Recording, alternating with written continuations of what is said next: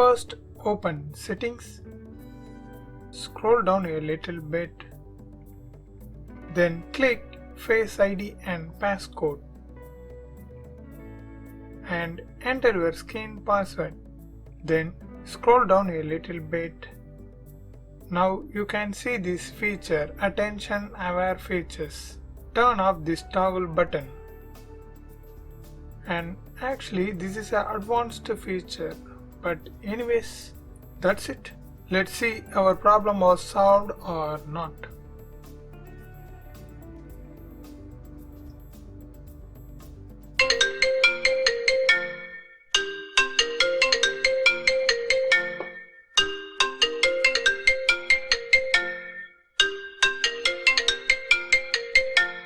Yeah, you done it.